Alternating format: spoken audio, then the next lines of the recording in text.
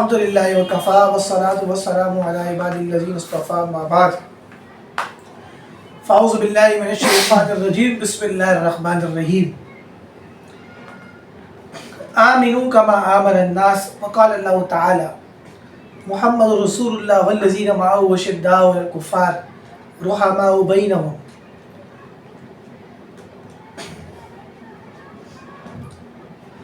وقال النبی صلی اللہ تعالی علیہ وسلم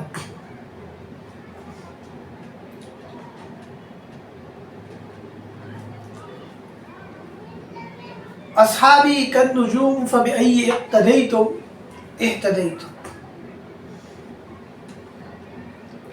وقال النبی صلی اللہ علیہ وسلم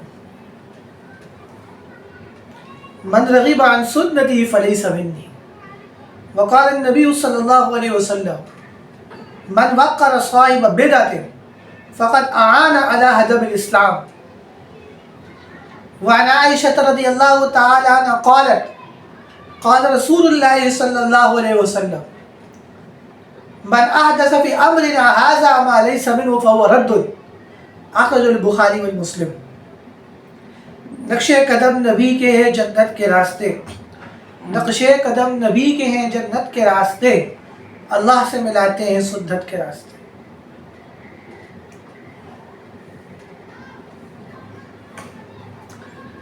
میرے عزیز بھائیوں، اور جہاں تک میری آواز جا رہی ہے اور جائے گی انشاءاللہ، اس بات پر اپنا ایمان مضبوط کر لیں، یہ ہمارے عقیدے کا حصہ ہے کہ دنیا اور آخرت کی کامیابی اللہ کے رسول صلی اللہ علیہ وسلم کے طریقوں میں ہے، اللہ کے رسول صلی اللہ علیہ وسلم کی سنتوں میں ہے۔ آج مسلمان اس وجہ سے پریشان ہے اور دنیا کے مسائل کے اندر الجھا ہے کہ وہ کامیابی کہیں اور ڈھونڈ رہا ہے۔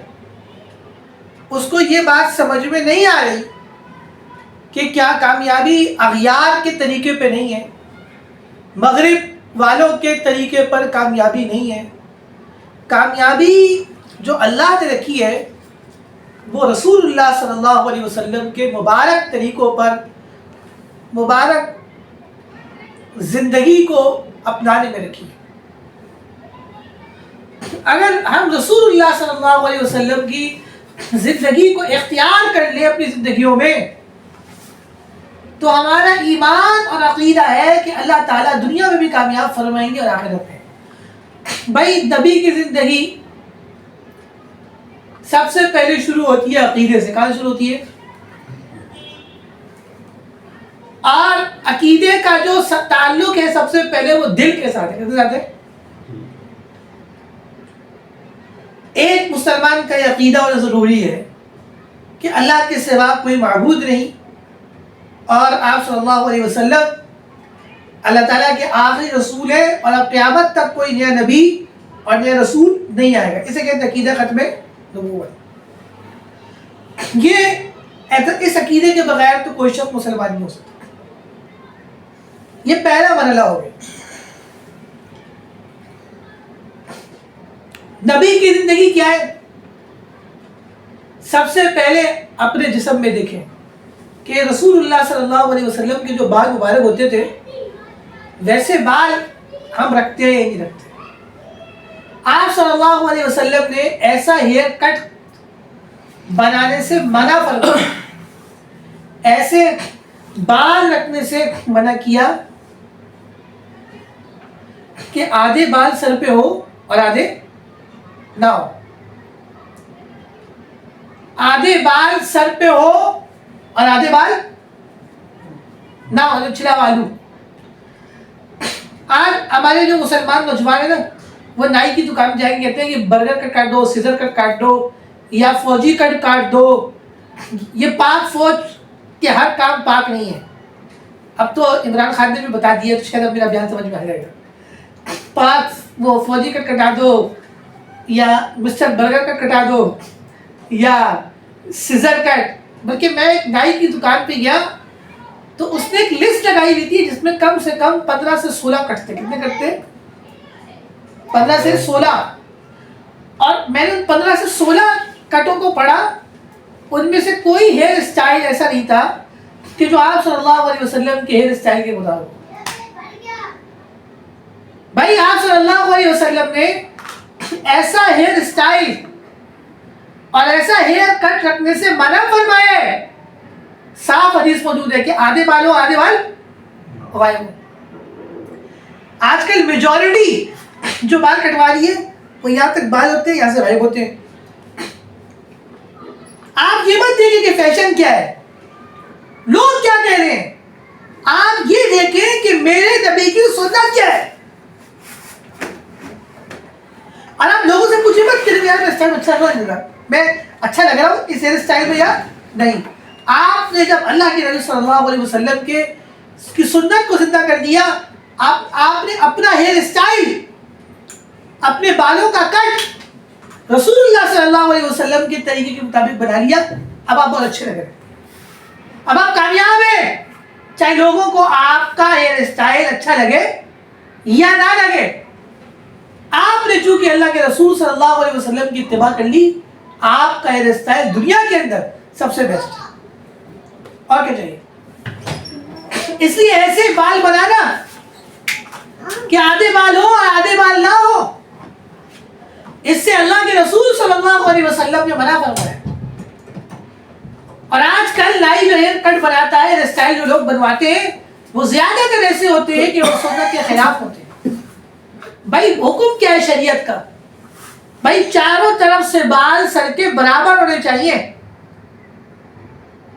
آپ چاہے بال چھوٹے رکھیں چاہے بڑے رکھیں ایک حد میں، لیکن چاروں طرف سے بال کیا ہونے چاہیے؟ برابر ہونے چاہیے۔ کیا ہونے چاہیے؟ برابر۔ بھائی 3 قسم کے بال سنت ہیں جو رسول کریم صلی اللہ علیہ وسلم سے ثابت ہے، لما، جبہ اور وفرہ۔ ایک ہے لیکن یاد رکھنا بال چاروں طرف سے برابر ہو۔ بھائی یا تو کانوں تک رکھ لیں یا کان اور کندھے کے درمیان رکھ لیں، اور آخری حد ہے کندھے تک بال رکھ لیں۔ کہاں تک رکھ لیں؟ لیکن کندھے تک بال وہ لوگ رکھ سکتے ہیں جن کے چہروں پہ داڑھی ہیں۔ جو داڑیاں کٹاتے ہیں یا جن کی بھی داڑیاں نہیں آئیں اور چہرے چمکتے ہیں وہ لمبے بال مت رکھیں، ورنہ پھر وہ لڑکیوں کے چکر میں پڑ جائیں گے، پھر ان کے موبائلوں میں 10 12 گرل فرینڈ ہوں گے، نمبر ہوں گے، اور وہ اس چکر میں پڑے گئے۔ تو بال رکھنے کے لیے ضروری ہے کہ آپ کی داڑھی بھی ہو۔ مولانا کی مطلب حسن صاحب کے ایک مرید تھے، ان کے یہاں تک بال تھے، وہ انگلینڈ کے اندر ایک دکان پہ گئے اور کچھ خرید رہے تھے، تو 2 عورتیں 2 لڑکیاں آئیں دکان پر کچھ لینے کے لیے، انگریز عورتیں تھیں۔ انہوں نے ان کے بال دیکھے تو کہنے لگے ہاؤ سویٹ یور ہیئرز۔ تو اس دن کے بعد انہوں نے بال کیا کیے؟ کاٹ لیے۔ کیا؟ تاکہ کسی غیر محرم کے فتنے میں نہ مبتلا ہوں، کسی غیر محرم کو نہ دیکھوں۔ آپ کو پتہ ہے کہ جو لوگ بد نظری کرتے ہیں، نامحرم کو دیکھتے ہیں، وہ اللہ تعالیٰ ان کی زندگی کے اندر ان کے معاملات زندگی کو ٹائل کرتا رہتا ہے۔ وہ چاہتے ہیں، وہ سمجھتے ہیں کہ ہم ایسے جائیں گے تو پار ہو جائیں گے، اللہ تعالیٰ ان کو دنیا کے نقشوں میں پھنسا دیتا ہے۔ مولانا حکیم حسن صاحب نور اللہ مرکزہ کے پاس ایک آدمی آیا اور اس نے کہا کہ میں بہت سارے گناہ کرتا ہوں، یہ بھی کرتا ہوں، یہ بھی کرتا ہوں، یہ بھی کرتا ہوں، میں چاہتا ہوں میں اللہ والا بھی بنوں اور گناہ بھی نہ چھوڑوں۔ کیا بنوں؟ اللہ والا بھی بنوں اور گناہ بھی نہ چھوڑوں۔ تو مولانا حکیم حسن صاحب نور اللہ مرکزہ اللہ تعالیٰ نے مغفرت فرمائے، حسن نے فرمایا ہاں ٹھیک ہے کوئی گناہ مت چھوڑو، بس ایک گناہ چھوڑ، باقی کوئی گناہ نہیں کرتا۔ اس نے کہا ہاں ٹھیک ہے ایک چھوڑ دوں گا، بتائیں کون سا؟ فرمایا کہ بد نظری مت کرنا، کسی نامحرم عورت کو مت دیکھنا۔ اس شخص نے نامحرم کو دیکھنا چھوڑ دیا، اللہ تعالیٰ نے آہستہ آہستہ سارے گناہ چھوڑوا دیے۔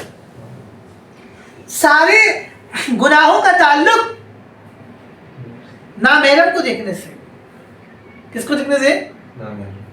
آپ نامحرم کو دیکھیں گے، پہلے آنکھ کا گناہ، پھر دل چاہے گا کہ اس سے بات کر لے، زبان کا گناہ، پھر جب وہ آپ سے بات کرے گی تو کان کا گناہ، پھر آپ کا کا جسم اس سے جو حرام مزے لے گا، جسم کا گناہ، پھر تڑپ کر جب آپ اس کی محبت میں اور اس کے عشق میں ہاتھ کی گالیاں چلائیں گے، کیا کہتے ہیں انگریزی میں، بھول جاتا ہوں، ہینڈ پریکٹس کریں گے تو گناہ کیا ہے، آتے رہیں گے. جہاں آپ نے بدنظری نہیں کی، کسی نامحرم کو نہیں دیکھا، وہاں نہ زبان کا گناہ ہوگا، نہ کان کا ہوگا، نہ جسم کا ہوگا، نہ ہینڈ پریکٹس ہوگی، نہ ڈیٹ لگے گی، نہ تذلیل ہوگی، نہ زلال پڑی پڑے گی. اس لیے حضرت نے فرمایا کہ نامحرم کو مت دیکھو. اس شخص نے کہا ٹھیک ہے میں یہ کر لوں گا، اور اس نے وہ شراب بھی پیتا تھا. آہستہ آہستہ شراب بھی چھوڑ گئی، سارے گناہ چھوڑ گئے، اور اللہ نے داڑھی بھی دے دی اور اپنا ولی بنایا. تو بھائی نامحرم کو ہم نہ دیکھیں. نامحرم کو دیکھنے سے اللہ تعالیٰ کے عشق کی محبت حاصل نہیں ہو سکتی. نماز کا مزہ آپ کو کبھی بھی نہیں آئے گا تلاوت کا. بس رسمی طور پہ آپ نماز پڑھ رہے ہوں گے اور قرآن تلاوت کر رہے ہوں گے. بھائی کئی لوگ کہتے ہیں کہ جی ہم تو پردہ کرتے ہیں، ہم تو نامحرم کو دیکھتے ہیں، لیکن موبائل میں سب کچھ دیکھ رہے ہوتے ہیں. چاہے آپ حقیقت میں کسی نامحرم کو دیکھیں یا موبائل کے اندر دیکھیں، بات برابر. کیا گناہ پورا ملے گا، اور خود بخود اور بے پردگی بھی ہوگی اور گناہوں کی طرف میلان ہوتا رہے گا. تو بھائی میں یہ عرض کر رہا تھا کہ اللہ تعالیٰ نے کامیابی رسول اللہ صلی اللہ علیہ وسلم کے مبارک طریقوں میں رکھی ہے. اللہ کرے کہ مسلمان اس بات کو سمجھ جائے. آج کا نوجوان یہ بات اپنے دماغ کے اندر بٹھا لے کہ دیکھو داڑھی رسول اللہ صلی اللہ علیہ وسلم سنت ہے، تو میں اس میں اچھا لگ رہا ہوں. کیا لگ رہا ہوں؟ میں داڑھی میں اچھا لگوں گا. کیوں؟ کیونکہ مجھے نبی کی سنت داڑھی رکھنا ہے، اور جو کہ واجب ہے. بھائی چہرہ نبی کے چہرے کے مطابق بنے. لباس نبی نے حیا والا پہنا اور پورا پہنا، تو لباس ہم حیا والا پہنے اور پورا لباس پہنے. نماز کی پابندی کریں، فرائض واجبات اپنی زندگی میں پورے کریں. اس کو یہ عشق رسول کیا ہے. شادی کا موقع ہو تو سنت کے مطابق نکاح کریں اور تمام کام کریں. کاروبار کرنے جائیں تو شریعت کے اصولوں کے مطابق کاروبار کریں. یہ ہے زندگی اصل، اور یہ ہے عشق رسول. اس کو عشق رسول نہیں کہتے کہ صرف ربیع اول کے مہینے میں جھنڈا لے کے نکلا ہوتا ہے یا رسول اللہ یا حبیب اللہ، اور اس کو عشق رسول نہیں کہتے. یہ عشق رسول نہیں کہ آپ کے ہاتھ میں جھنڈا ہو، آپ نے یہاں ایک لائٹ لگائی ہوئی ہے اور ایک یہاں اور ایک یہاں اور ایک یہاں اور ایک یہاں اور ایک یہاں، خطرہ ہے کہ کرنٹ لگا تو بند نہ جائے. اور کہ یہ بھی احتیاط. میں بھی حیران، میں ایک دفعہ وہ کیڈیا مارکیٹ پہ تھا اپنی والدہ کے ساتھ گھر والی ساتھ، اچانک آوازیں یا رسول اللہ یا حبیب اللہ. میں دیکھا تو کوئی 10-15 لوگ تھے. ایک صاحب سب سے آگے کیا جھنڈے تھے، ایک صاحب سب سے آگے تھے، ان کی پگڑی کے اندر بھی ایک لائٹ یہاں چل رہی تھی، ایک لائٹ یہاں ایک یہاں لگا تھا کہ پورا جو بجلی کا سسٹم ہے وہ انہوں نے اپنے جسم کے اندر کیا کیا. وہ تک بھائی یہ کون سا عشق ہے؟ یہ تو دیوان، یہ تو پاگل پن ہے کہ آپ نے اپنے داڑھی پگڑی کے اندر لائٹ گھسا لی ہے اور کپڑوں کے اندر لائٹیں گھسا لی ہیں. عشق یہ ہے کہ آپ صبح سے لے کے رات تک کی زندگی، مرتے دم تک آپ صلی اللہ علیہ وسلم کی سنتوں کے مطابق ہو. آپ ہر وقت پوچھو علماء سے کہ میں یہ کام کر رہا ہوں، مجھے یہ بتائیں ذرا کہ اللہ کے نبی صلی اللہ علیہ وسلم کی اس موقع پر کیا سنت ہے. اب میں یہ کام کر رہا ہوں، اب آپ مجھے بتائیں کہ اللہ کا اس وقت کون سا حکم میری طرف متوجہ ہو رہا ہے، اللہ کے رسول صلی اللہ علیہ وسلم کا طریقہ کیا تھا. یہ نہیں کہ سارے سال گناہ کریں اور ربیع اول کے مہینے میں جھنڈا لگائیں اور کہیں کہ ہم عاشقان رسول ہیں. جھنڈا لگانا کوئی علامت نہیں ہے عشق رسول کی، بلکہ بدعات میں سے عشق رسول یہ ہے کہ آپ داڑھی رکھیں، نبی جیسے بال بنائیں، اپنا عقیدہ صحیح کریں، نمازیں پڑھیں، روزے رکھیں، زکوٰۃ دیں، حج کریں. دین کا جو بھی فرائض واجبات آپ کی طرف متوجہ ہیں آپ ان کو پورا کریں. شادی بیاہ کریں، سنت کے مطابق کریں، جو بھی اپنی زندگی میں کام کریں عین سنت کے مطابق کریں.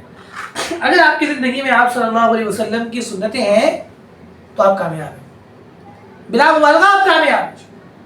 اگر آپ کی زندگی میں رسول کریم صلی اللہ علیہ وسلم کی سنتیں نہیں ہیں، بلکہ صرف زبان سے دعوے ہیں، یا صرف میلاد کو بنانا ہے، یا صرف یہ کہ ربیع اول والے دن جو ہے ہم مٹھائی تقسیم کر لیں گے اور جو ہم نئے کپڑے پہن لیں گے اور ہم جو ہے نا برتھ ڈے سیلیبریٹ کریں گے، لیکن زندگی کے اندر پیغمبر کے اعمال نہیں ہے، تو پھر آپ ناکام ہیں۔ اور صرف ناکام نہیں، ایسے ناکام کہ پھر آپ جہنم کی آگ کا انتظار کریں، کیونکہ حضرت بخاری شریف کی روایت ہے کہ حضرت عائشہ رضی اللہ عنہ فرماتی ہیں کہ جناب نبی کریم صلی اللہ علیہ وسلم نے فرمایا من احدث فی امرنا ھذا ما لیس منہ، جس نے ہمارے اس دین کے اندر کوئی ایسی نئی چیز ایجاد کی جس کا تعلق اسلام سے نہیں ہے، اور اس نے اس کو دین کا لیبل دیا اور لوگوں کو بتایا کہ یہ اللہ کا حکم ہے اور اس پر اتنا ثواب ملے گا، اور وہ چیز اور اس کا ثواب اور اس چیز کا حکم رسول اللہ صلی اللہ علیہ وسلم کی احادیث سے قرآن کریم سے ثابت نہیں ہے یا صحابہ کے عمل سے ثابت نہیں ہے، فرمایا فہو رد، وہ نئی چیز جو اسلام کے اندر جس کو وہ نئی چیز کہ جس کا تعلق اسلام سے نہیں ہے اور اس کو اسلام کا لیبل دیا جا رہا ہے، فرمایا کہ یہ بھی مردود ہے۔ اور جس شخص نے یہ نئی چیز اسلام کے اندر ایجاد کی، جس نے اسلام کے اندر ایک نیا ایڈیشن لے کے آیا اور ایک نئی چیز لوگوں کے سامنے لا کے رکھی، فرمایا کہ یہ بھی مردود ہے۔ اصل کعبہ صرف وہی ہے اور قیامت تک اسی کا طواف ہوگا۔ 12 ربیع اول کو دیکھنے میں آتا ہے بولی مارٹ پر، سڑکوں پر، مخصوص سڑکوں پہ وہ کعبہ بناتے اور لوگ چاہ تو طواف کر رہے ہوتے ہیں، بھائی اسلام نہیں ہے، بلکہ مصنوعی کعبہ بنانا جائز نہیں ہے، اور مصنوعی کعبہ کا طواف کرنا اصل کعبہ جو حرم شریف میں ہے اس کی توہین ہے۔ اگر آپ کو طواف کا شوق ہے تو آپ پیسے لیں، ویزا لیں اور سعودیہ جائیں، اور جو اصل کعبہ ہے وہاں جا کے آپ طواف کریں اور عمرہ کریں، لیکن یہاں پر بیٹھ کر مصنوعی کعبہ بنانا اور اس کا طواف کرنا یہ جائز نہیں ہے، بدعت میں سے۔ یا یہ کہنا کہ ربیع اول میں لائٹیں لگانے کا کوئی ثواب ہے، کوئی ثواب نہیں۔ صحابہ کرام نے ربیع اول کو سیلیبریٹ نہیں کیا، بلکہ ربیع اول کے مطابق اپنے آپ کو بنایا ہے۔ یہ مس کنسیپشن ہے ہمارے درمیان کہ آج ہمیں یہ سکھایا جاتا ہے کہ ربیع اول کو سیلیبریٹ کرنا ہے، لیکن کوئی یہ نہیں کہتا کہ اپنے آپ کو ربیع اول کے مطابق بنانا ہے۔ میں کراچی کے گورنر سے ایک سوال کرتا ہوں کہ جو بالکل چھٹیاں دے رہا ہے اور ربیع اول سے متعلق اگر میری ملاقات ہو جائے کامران تصوری سے تو شاید وہ ملاقات میری بہت منفرد ہوگی ایک عام عالم دین کے مقابلے میں۔ ویسے اکثر علماء بہت ہیں لیکن سارے علماء پیچھے ہوتے ہیں اور تقریر وہ کر رہے ہوتے ہیں، کیا جن کو دین کا علم حاصل ہے وہ کہاں ہوتے ہیں؟ پیچھے، اور جس کو پاس دین کا علم نہیں ہے وہ آگے آگے ہوتا ہے۔ وہ ربیع اول سے متعلق احکام جاری کر رہا ہے، سب ہے، لیکن میں اس سے سوال کروں گا کہ اگر آپ کو اپنے نبی سے اتنی محبت ہے تو آپ نے داڑھی کیوں نہیں رکھی؟ یہ ہے عشق۔ آپ کی شلوار پینٹ ٹخنوں سے اوپر کیوں نہیں ہوتی؟ نبی نے تو ایسے شخص کو وہی سنائی اس کی پینٹ پجامہ ٹخنوں سے نیچے ہو جہنم کی۔ فرمایا کہ ثلاثۃ، مسلم کی روایت ہے کہ آپ صلی اللہ علیہ وسلم نے فرمایا کہ ثلاثۃ، 3 آدمی ایسے لا یکلمہم اللہ یوم القیامہ، اللہ تعالیٰ ان سے قیامت کے دن بات نہیں کریں گے۔ کتنی خطرناک سزا ہے، کتنی خطرناک سزا ہے۔ اس کے بعد ایک اور فرمایا ولا ینظر الیہم، اللہ تعالیٰ ان تینوں آدمیوں کو رحمت کی نگاہ سے نہیں دیکھیں گے۔ وَلَا يُزَكِّيهِمْ، اور اللہ تعالیٰ ان کو پاک صاف نہیں کریں گے۔ فرمایا وَلَهُمْ عَذَابٌ أَلِيمٌ، چوتھی سزا، 3 سزا کی خطرناک، فرمایا چوتھی سزا یہ کہ ایسے لوگوں کے لیے تکلیف دہ عذاب ہے۔ فرمایا ان میں ایک وہ شخص ہے المسبل، جس کی شلوار پینٹ پجامہ ٹخنوں سے نیچے۔ بھائی صرف یہ کہنا کہ جی میں نے اپنے گھر کے اندر لائٹیں لگائی ہیں یا اپنے گھر کے اندر میلاد کا پروگرام کیا ہے یا میں جھنڈے لگاتا ہوں یا میں ربیع اول کی چھٹی بنا رہا ہوں، بھائی یہ عشق رسول نہیں ہے۔ عشق رسول یہ ہے کہ تم اپنا عقیدہ سب سے پہلے اور اس کے بعد اپنے اعمال جناب نبی کریم صلی اللہ علیہ وسلم کے مطابق بناؤ، پھر تمہیں کہنے کی ضرورت نہیں کہ ہم عاشقان رسول ہے، دنیا خود کہے گی، بلکہ اللہ قیامت کے دن تمہیں انشاءاللہ عاشقان رسول اللہ تمہیں کہے گا کہ اس شخص کو میرے پیغمبر سے محبت تھی۔ ورنہ کیا ہوگا تمہارے ساتھ؟ بخاری حدیث یاد ہے جو میں سناتا ہوں اکثر کہ قیامت کے دن آپ صلی اللہ علیہ وسلم حوض کوثر کے جام پہ تشریف فرما ہوں گے، کچھ لوگ آئیں گے ان کے چہروں پہ داڑیاں ہوں گی، اور وہ آپ صلی اللہ علیہ وسلم سے کہیں گے کہ ہمیں حوض کوثر کا جام پلا دیں. آپ صلی اللہ علیہ وسلم سمجھیں گے کہ میرے امتی ہیں، یعنی مسلمان امتی ہیں. آپ حوض کوثر کا جام پلانے لگیں گے، اچانک فرشتے درمیان میں آئیں گے اور رسول اللہ صلی اللہ علیہ وسلم سے کہیں گے کہ ان کو حوض کوثر کا جام حضرت مت پلائیں، اور فرمائیں گے کہ یہ وہ لوگ ہیں کہ جنہوں نے آپ کے اس دنیا سے جانے کے بعد اسلام کے اندر نئی نئی چیزوں کا اضافہ کیا، یعنی بدعات ایجاد کی، اور وہ حوض کوثر سے محروم ہو جائیں گے. اور آپ صلی اللہ علیہ وسلم نے فرمایا من وقر صاحب بدعت، جس نے کسی بدعتی کی تعظیم کی، یعنی وہ شخص کہ جو بدعات کرتا ہے، نئی نئی چیزیں اسلام میں جو ہے اضافے کرتا ہے یا کسی کے اضافے کی ہوئی چیزوں پہ چلتا ہے، اور غیر اسلام کو اسلام کہتا ہے، آپ نے فرمایا فقط اعان علی عدم الاسلام، پر تحقیق قد سے مراد ہے اسے موڑ لگانا، اسٹیپ لگانا. آپ نے فرمایا بس بے شک پس تحقیق اس نے اسلام کو گرانے پر، اسلام کو ختم کرنے پر اس شخص نے مدد کی. بھائی بدعات، بدعتی کے بارے میں تو فرمایا، کل بدعت کے متعلق تو فرمایا کل بدعت ضلالہ، ہر بدعت گمراہی ہے، وکل ضلالۃ فی النار، اور ہر گمراہی جہنم لے کے جاتی ہے. ایک زمانے میں جب میری شادی نہیں ہوئی تھی تو میرا خود بہت گرم تھا، میں بریلویوں سے بہت مناظرے کرتا تھا، یہاں تک کہ کیوں ٹی والوں سے ان کے گھر میں بیٹھ کے کیا. میں بعد میں کسی نے سمجھایا کہ گھر میں جانے کی کیا ضرورت تھی، مارتے پیٹتے تو معلوم ہو جاتا، یہ تو شکر کرو کہ زندہ بچایا وہاں سے. تو اس زمان طالب علم جب تھا تو بڑے مناظرے کیے بریلویوں سے، ربیع اول میں بھی کیے، ویسے بھی کیے. بہرحال اب طبیعت ایسی نہیں ہے اور اب طبیعت ٹھنڈی ہے، ذمہ داریاں بہت زیادہ ہیں، اور اللہ تعالیٰ نے دین کے کام منہ میں لگائے، الحمدللہ اللہ لگائے رکھے. اللہ نے دین کی رسپانسبلٹیاں اور دینی معمولات مجھے دیے ہیں. اللہ تعالیٰ آسان طریقے سے مجھے وہ انجام دینے کی توفیق عطا فرمائے، ہمیں بھی، ہماری اولاد کو بھی، اور ہماری نسلوں کو بھی، گھرانوں کو. لیکن یہ یاد رکھنا کہ جو شخص بدعت کرتا ہے اللہ تعالیٰ سنت سے محروم کر دیتے ہیں. حدیث میں آتا ہے کہ جو قوم بدعت ایجاد کرتی ہے اللہ تعالیٰ اس کو سنت، اس جیسی سنت سے کیا کرتا ہے، محروم کر دیتا ہے. اور یاد رکھنا کہ بدعتی کو علماء کہتے ہیں کہ توبہ کی توفیق نصیب نہیں ہوتی. کیوں؟ آپ نماز پڑھ کے توبہ کریں گے؟ نہیں کریں گے. زیادہ سے زیادہ یہ کہیں گے جو کمیوں کی اللہ معاف کر دے. بدعتی بدعت کو گناہ نہیں سمجھتا، وہ یہ سمجھتا ہے کہ میں نے بڑا اچھا کام کیا ہے، تو وہ بدعت کر کے توبہ نہیں کرتا. تو بہرحال اللہ تعالیٰ ہمیں اور آپ کو رسول کریم صلی اللہ علیہ وسلم کی سنتوں کا باقاعدہ اہتمام نصیب فرمائے، اور ربیع اول کے جو ایام ہیں اللہ تبارک و تعالیٰ خیر و عافیت کے ساتھ گزار دے. شہر میں بھی، پورے کراچی میں، یہاں بھی، پورے ملک میں، پورے عالم میں اللہ تعالیٰ امن و امان قائم رکھے.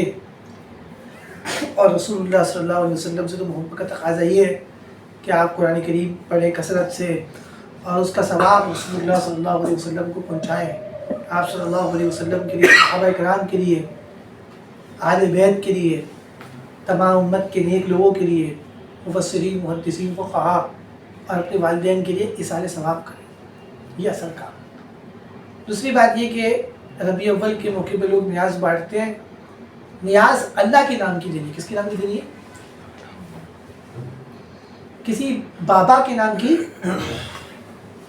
نہیں دینی. میں ابھی لاہور شہر سے آ رہا ہوں تو لاہور میں ایک صاحب نے میری دعوت کی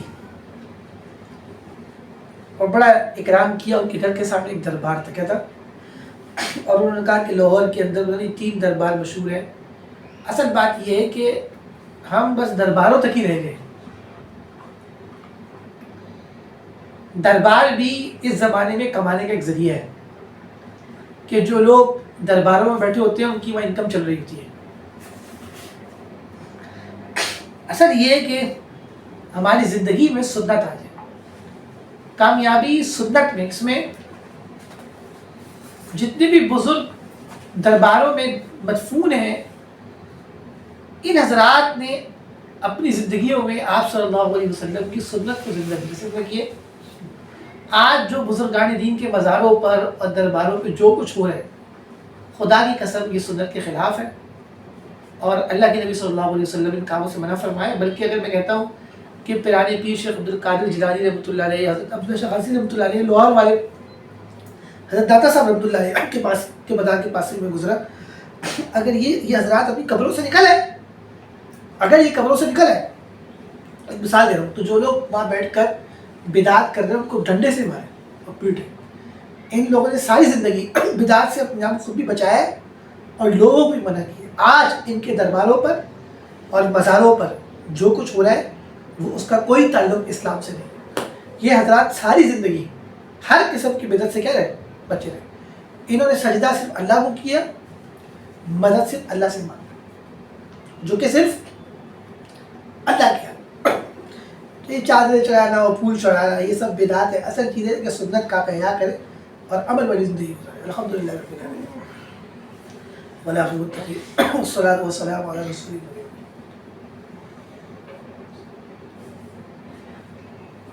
حضرت والد صاحب بیمار رہتے ہیں، پچھلے ہفتے ہی بیمار تھے. اللہ صحت و شفا دے.